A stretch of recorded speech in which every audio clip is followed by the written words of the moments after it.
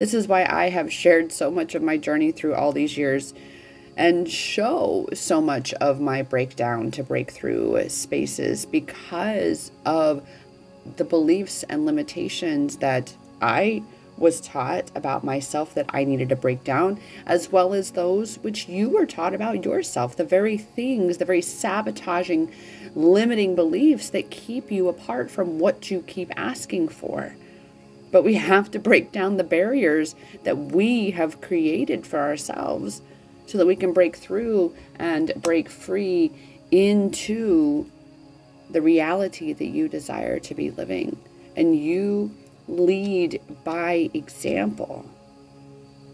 This is the new earth energy. There's no more, oh, I have a piece of paper that qualifies me. It's going to be more and more, what's the experience?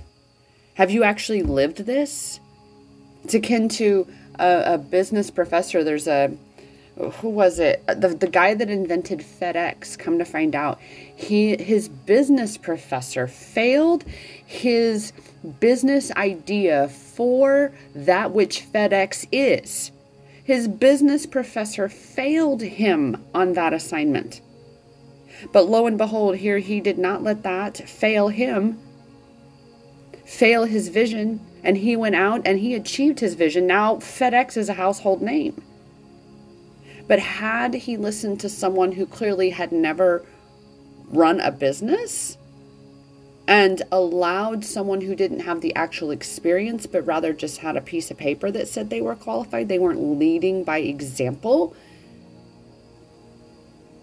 that person's entire vision could have just disappeared and never been. So this is what you're being asked, goddesses, that first and foremost, you need to honor your vision as your vision.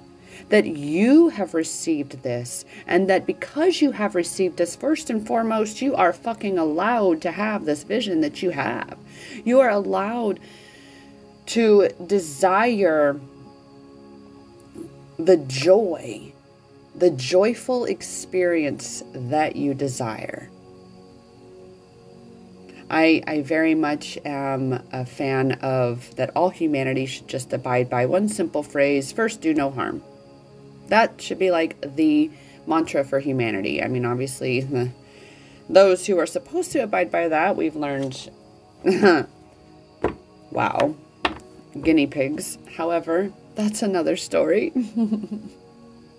We lead by example in the space of acknowledging, again, that taking responsibility and saying, I choose for me to ensure that I am showing up in all the ways that I need to ensure that I am aligning myself with the vision that I have been given, that I am trusting the vision that I have been given of what I am here to create, of who I'm here to be, of what I am here to change and to help build in this new earth rising, right? And that's something that you notice there. We're going to be pivoting more away from what we don't want.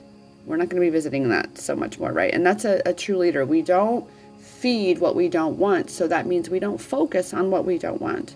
We focus on what we do. And this means, again, what you do desire is that unknown space. You've not been there. You've not experienced it. So you have to be cultivating this trust.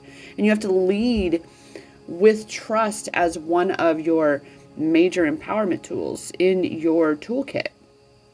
Being able to take the steps without being able to see the staircase.